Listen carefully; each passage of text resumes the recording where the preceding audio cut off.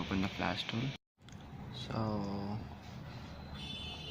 it's loading. So you can see syncing device from GitHub, which means you have to be connected to a Wi-Fi or any network.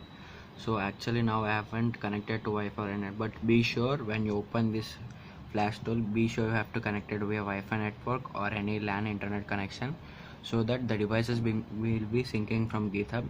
Without that you won't get any of the.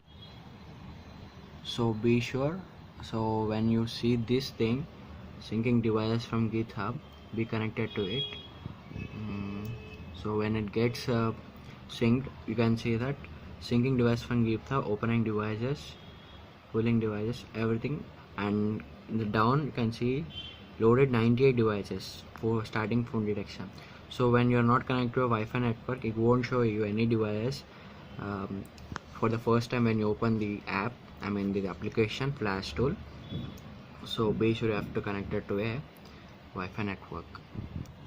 And now